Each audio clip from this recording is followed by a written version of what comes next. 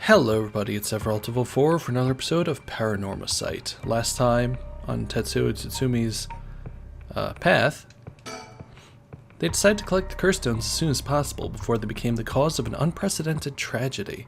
The two obtained the foot-washing mansion from Yutaro Namagaki and head to their next destination. Midoricho Park. So this is where Shogo ran into them initially.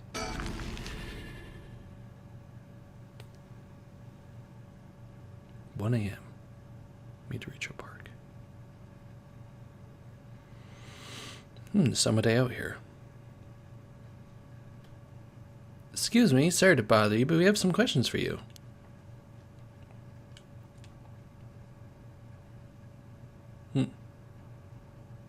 What? Are you with the police? I haven't done anything. This is the new guy, Ariashi. Don't worry, this isn't an interrogation or anything, we just want to talk. You're Hideki Ariashi, right? The historian? We know who you are, so this won't take long. Since we saw you here, we'd just like to ask you a couple questions. Local history research. Historian who works part-time as a curator at the local folk museum and as a teacher at Komagata High School. His recent publication on the rite of resurrection has caused a stir in occult circles. He is the quintessential obsessive researcher. Despite being entirely unsuited for teaching, he had no choice but to take up a position at Komagata High School in order to make ends meet. While having a captive audience in his classes goes some way to satisfying his need for respect and recognition, his conceited nature makes him unpopular among the students. Lately, he's concerned that articles he contributed for purely monetary reasons have earned him a reputation as a researcher of the occult, but the surge of interest in the topic and the resulting volume of article requests he is receiving are undeniably tempting. Hideki is a regular at the Kurokikyo Cafe on Hokusai Street, where he could be found outside his work hours writing essays and manuscripts. His published books include A Study of the Unknown and An Introduction to Bondo History. And we have Yutaro over here. Curse stones discovered by Tetsuo Tsumi. Elite student at a prestigious university, lives off the generous allowance he receives from his parents, who are both prominent local figures. Although Yutaro has lived a charmed material life, emotional neglect at home has caused him to develop a spoiled, egotistical streak. Yeah, no kidding!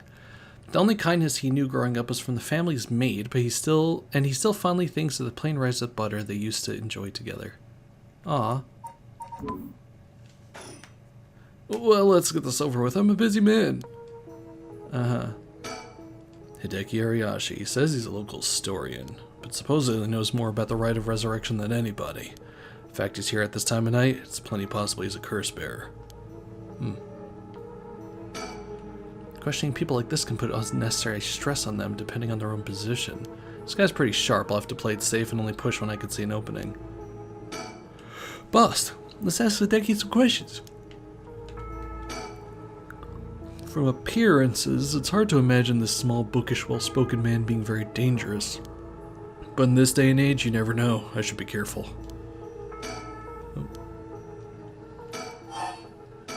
So, now, Mr. Ariashi, what were you doing here at this time of night?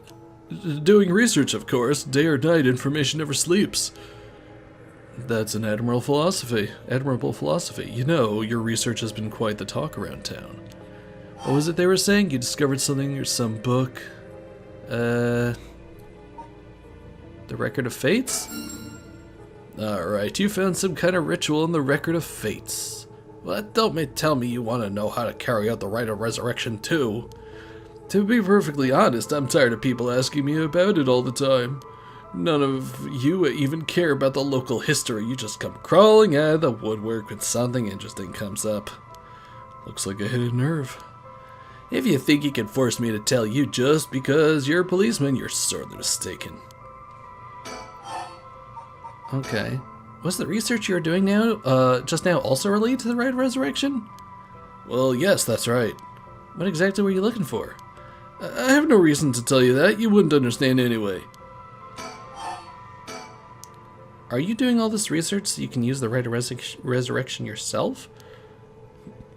You're a policeman. Do you really think people can be brought back to life? Everyone I meet, pitiful. Huh? So you don't believe in the rite? Whether it's real or not has nothing to do with my research. Such things are better left to the occult freaks. Or so I thought. Huh? Things changed. It's become necessary for me to pursue the right. And now I must pray that it is real. What changed? I'm sure you can imagine the funds for my research. I received a large amount of funding for seeking the right of resurrection. If I find it, I'll receive a sum so great that I'll never have to worry about money again. Ho-ho. Then that means someone is sponsoring your research, is that right? So what if they are? You have no idea how hard it is to work to secure funding for your own research. I have no interest in teaching those children. Listen to me, I'll tell you one thing. Those experts that see you writing provocative books or spouting nonsense on TV to try and get popular, all of them are just trying to get the money they need to do their research. To have popular the occultist saying something even remotely spooky can lead to big money. What? But I bought your book. The pursuit of the unknown begins first and foremost with belief. I was so inspired by that bit. I do appreciate your patronage. Unfortunately, however, the occult is not my true interest. The fate of the unknown is to be destroyed by thorough research and deep consideration. No way. I can't believe it. You're surprisingly innocent.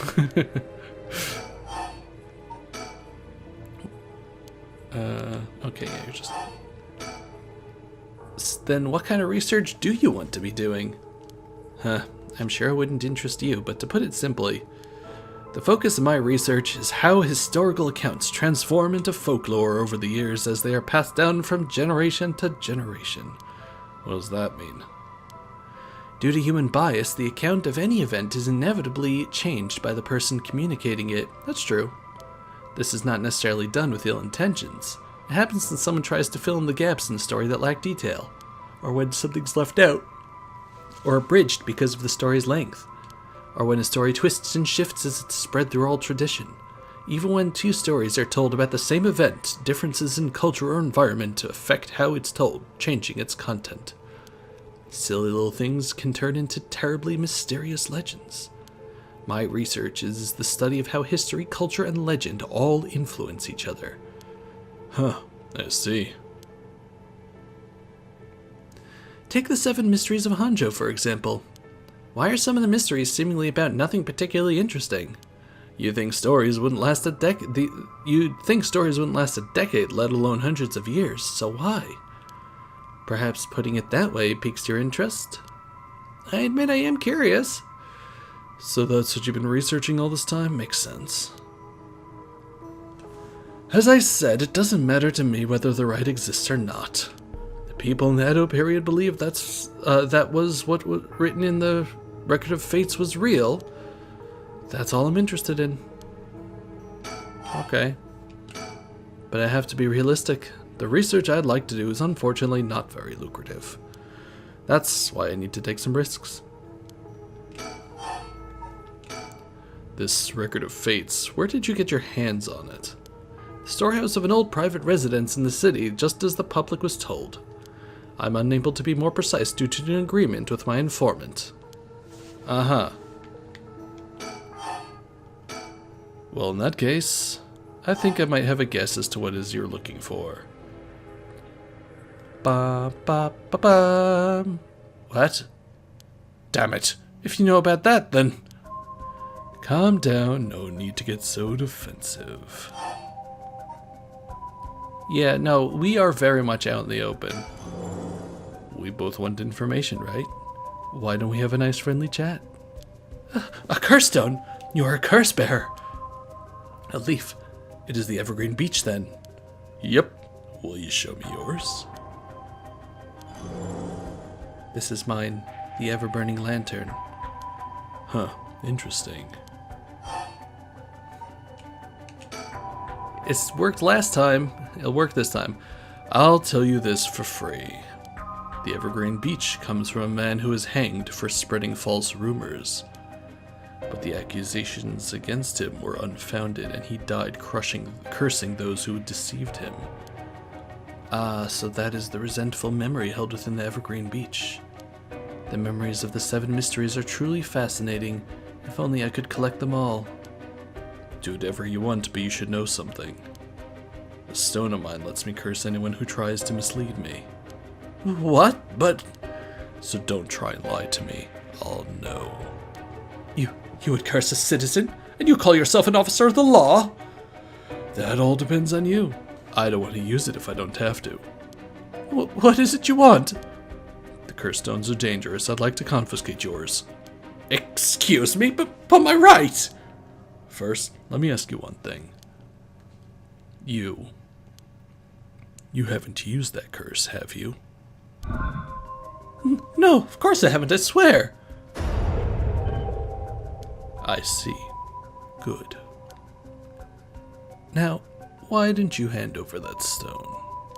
Unless you'd rather try using it on me instead. Damn you, I won't give it to you! If I were to say that, what would happen? Would it be a crime? The police are aware of how dangerous the stones are. It could arrest you under Article 1, Section 2 of the Minor Offenses Act. Or you hand it over and all you lose is your secret ability. Think of what would happen to all your research if you were arrested.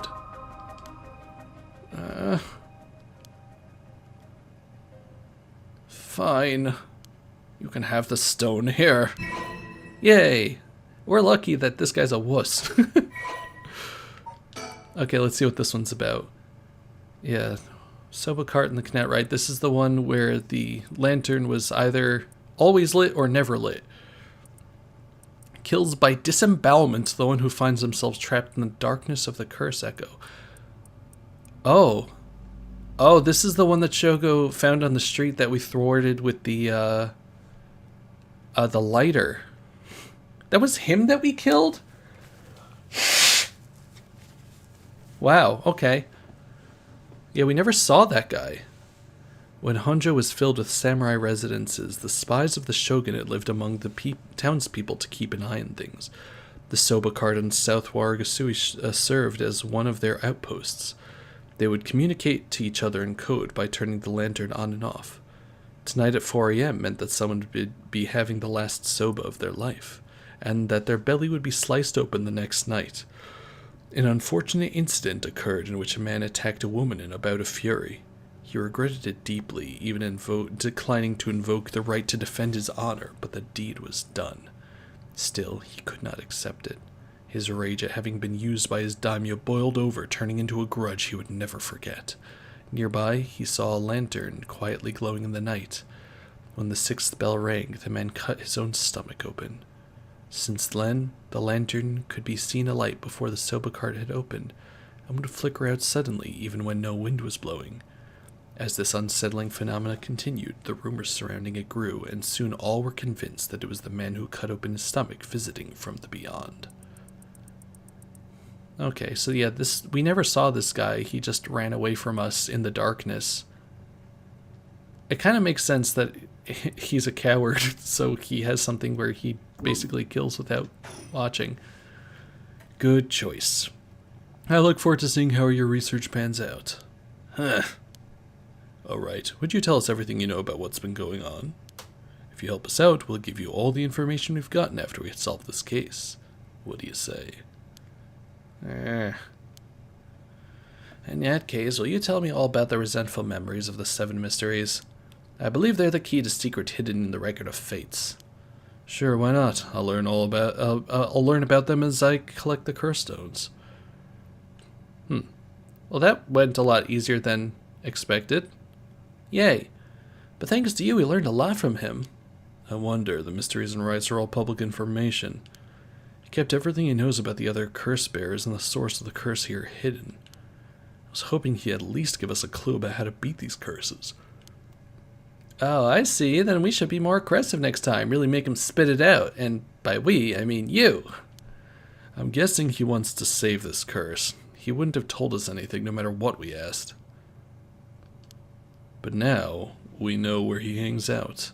Can always send someone for him if need be. Right, got it.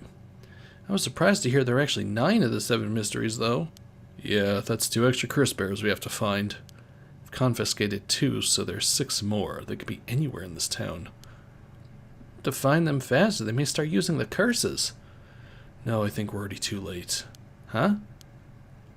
I didn't tell you this, but there were some soul dregs in Namagaki's curse stone. Really? Then he already killed someone with it? It's not much, so it probably wasn't a curse bear. Shit. Well, we know who did it. We can make arrangements to take him into custody. We'll have Paranormal Affairs pick him up tomorrow. For now, we continue our search. Right, on to the next place. You just have to cross them off the list one by one. Oh, but boss? Good to know we can use the Minor Offenses Act to arrest people with curse stones. But why didn't we do that with Namagaki? If we could do that, there'd be no need for Paranormal Affairs. What grounds would a normal detective have to put him under arrest? Oh, right, yeah, I suppose that's true. That sounded like we lied. Okay, well, as you can see, we cannot go to the next area because it requires us to progress a little bit on the side of the other characters, which makes sense. So, as long as you see it broken over here, that means that you've completed it. If it's not broken, that means there's something else to do. So, why don't we hop into Yako Sakazaki. Yako Sakazaki searches for the rite of resurrection, hoping to revive her friend who jumped to her death. To get the information she needs, she meets with her classmate Mio Kurosuzu in their classroom at midnight to attempt using a spirit board. Okay, so just from this, we know already. Their friend who jumped to the death seems to be the one that the dead cop was working with, Hajime. And Mio Kurosuzu is one of the people that works for, one of the students that works for the Paranormal Affairs, because she has powerful spirit sense. So, Yako is the girl we saw at the high school that we killed, which was very nice of us to do. So, that's all we know about this so far, though. 12 a.m. Komagata High School.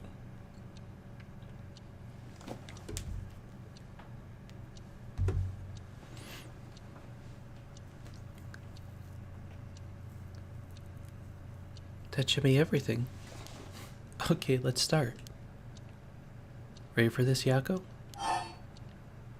I need a second. Sorry, give me a second. It's okay. It's normal to be nervous your first time. There's nothing to be scared of, I promise. Thanks. I'm ready. High school student Yako Sakazaki. Yako's a student in Class 2C at Komagata High School. Unable to comprehend why her childhood friend and classmate Michio Shiraishi committed suicide, she attempted to investigate the incident herself. However, she was unable to make any progress and, feeling desperate, invited transfer student Mio Kurosuzu to join her in performing a spirit board ritual. Born and raised in Honjo, Sumida City, Yako's family has owned and operated the beloved candy shop Sonoya since its establishment in the early Showa era. Despite her modest appearance, Yako is a cheerful and vivacious young woman with a sense of duty and compassion so strong that she is easily moved to tears. She's also a bit quick-tempered and quarrelsome, always prepared to stand up against those who harm her family or friends. It is possible, however, that this readiness to fight is more driven by innate love of chaos. Yako's winning streak against arrogant boys and scraps since she was a child remains unbroken and is the source of considerable stress for her mother. Alright, let's start. Yeah, we were learning about this last time. This is the spirit board. This is how we'll be communicating. First, we'll both put a finger on the 10 yen coin that's on the board. Like this? Just like that. Relax your finger as much as you can. Now for the chant, repeat what I say, okay? O specter of the spirit board, please visit us. Your turn. Scepter. Specter of the spirit board. No. Please come this way. Please visit us. Specter of the spirit board. Specter of the spirit board, please visit us. Good. Please tell us if you are there. Oh. Oh, it really moved. Looks like we succeeded in the summoning. We can ask questions now. I wonder if the Japanese version of this game has different letters on the spirit board, or if it's still the ABC, etc. Because the Ouija boards, I think, are like the ABCs. Technically not the Latin alphabet. I don't know what it is. English alphabet. Looks like we succeeded in the summoning. We can ask questions now. Right, questions. Start with a question you know the answer to and see the response. Well, when you know your questions are being truthfully answered, you ask what you really want to know. Then, when you know your questions are truthfully being answered, you ask what you really want to know. Okay, I'll start with something simple. What is my name? I think it should know the answer to this. Oh, Spectre of the Spirit Board, what is my name?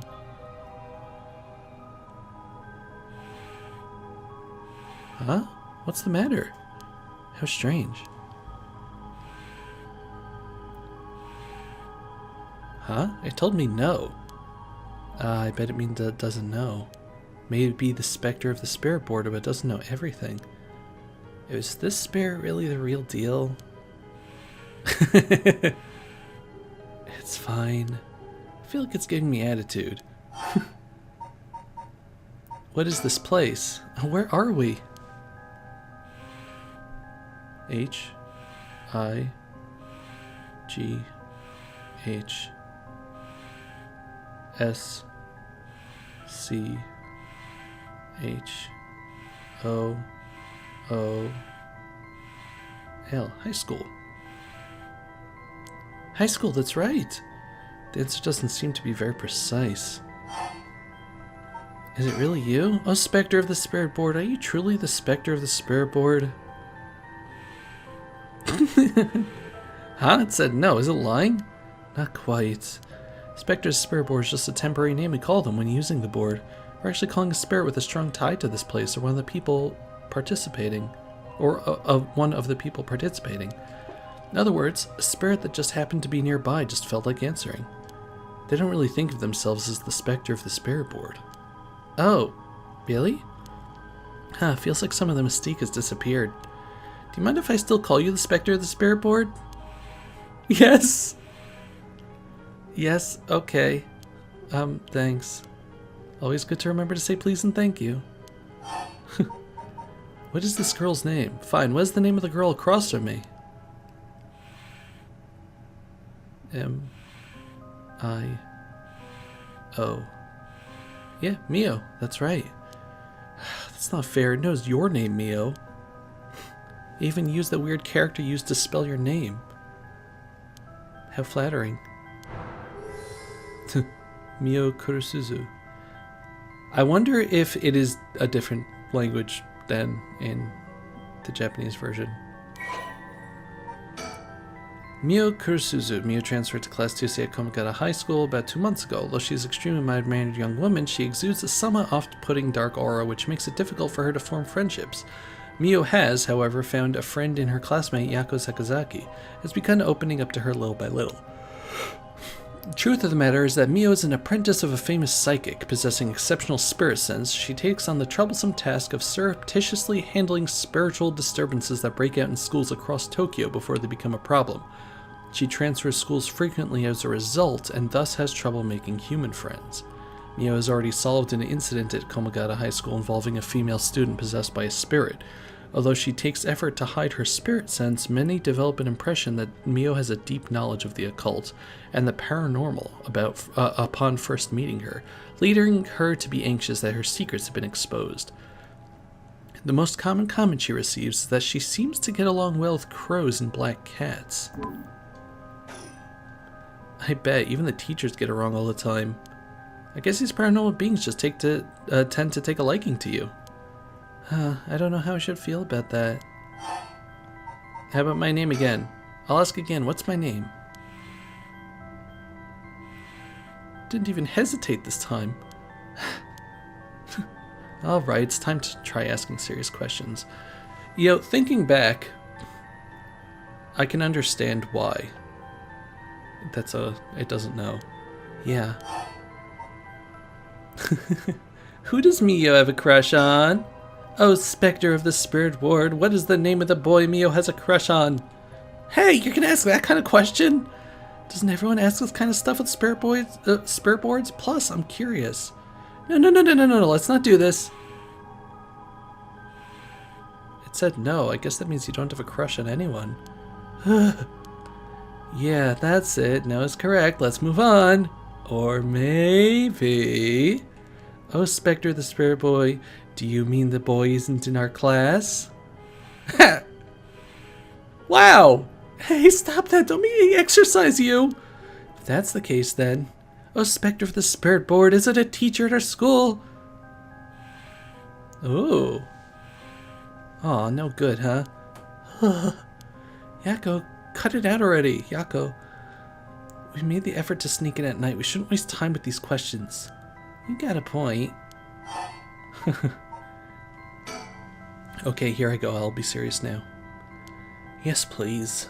Oh, Spectre of the Spirit Board.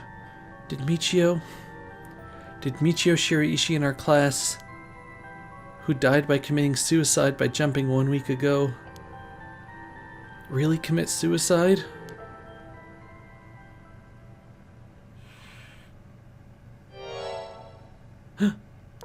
So it really wasn't. I'm not surprised. I never believed it from the start.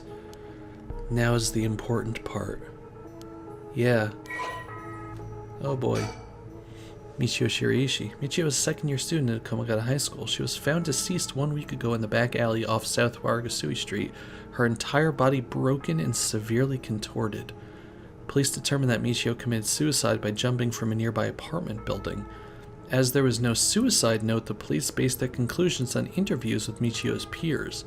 Michio is an honor student with a good head on her shoulders and consistently excellent grades, making her a favorite among the teachers. Although she appeared somewhat reserved, she had a positive outlook on life and a courageous spirit. Michio and Yako formed a long-lasting relationship during childhood, with Yako's unbending, uncompromising attitude deeply influencing Michio. However, beneath her strong exterior, Michio had been pushing herself too hard and keeping her emotions bottled up to the point that they risked overflowing. Following her father's death 3 years ago and moving to a new house, Michio began avoiding Yako. Although the two remained in the same area of town and attended the same high school, they gradually grew further apart. Yako herself worried for her childhood friend, but incapable of wading into the complexities of Michio's home life, kept her distance. The days passed, and though Michio no longer longed to confess everything to Yako, the moment to do so never came. Michio carried an old talisman, a memento of her father, with her at all times.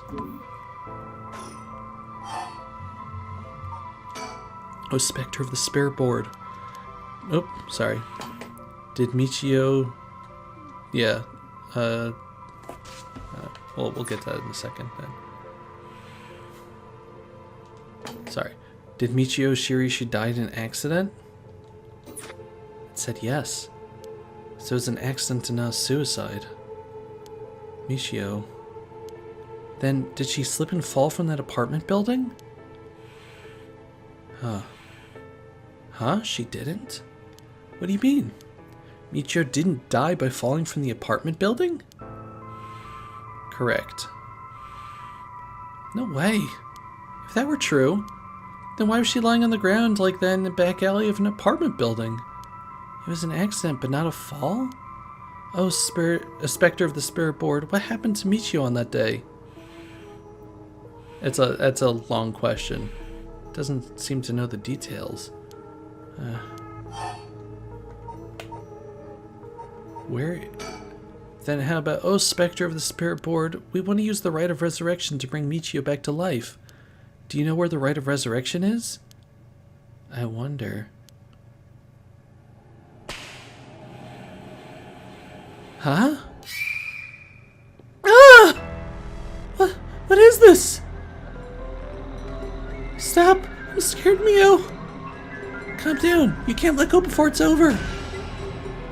Use procession, please stop. Ah! Please stop. Such deep sorrow. Resentful memories flowing into my mind. False procession. Those who hear it have fallen into the depths of hell. Kill them. Kill them. Those who hear this sound, kill them all.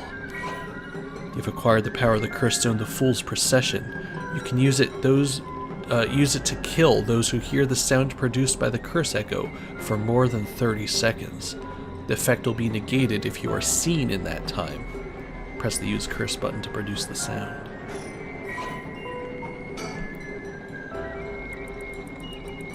Kills by fatal fall one who hears its music for 30 seconds without seeing the curse bearer. Omio stood atop the tall festival tower. It was her time to shine, and she was ecstatic. It had been years since she joined the troupe, but she had yet to enjoy her day in the spotlight. She wasn't particularly pretty, nor was she all that talented. As a gossip and a loudmouth, she wasn't well liked by her peers. Some of the other girls thought of her as a teacher's pet and bullied her. I don't care about them, she thought. I'll use this chance to make something of myself. Everything was perfect. She wore a beautiful kimono and a okami mask over her face. The stage was set. The accompaniment began. She danced with everything she had. Applause rained down upon her from the crowd. Her breathing hastened with excitement. I've got to catch my breath. That's strange. I can't take my mask off. The smell of glue assaulted her nostrils. So that's how it is. I knew it was too good to be true. Her screams were drowned out by the music as she squirmed and struggled. Omio is giving her all today. We have to keep up. The crowd livened even more. No, please someone help me. She fell from the tower, writhing in pain as she begged those around her for help. The music stopped in time with Omio's heart.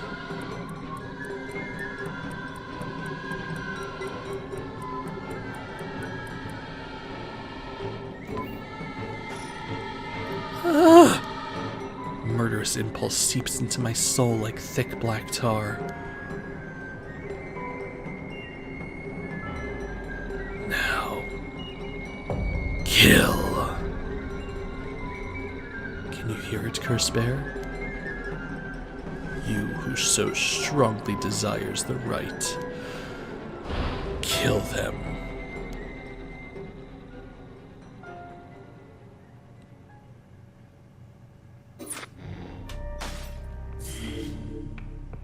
And that's going to do for this episode. Thank you very much for watching. I'll see you next time. Goodbye, everybody. Bye-bye.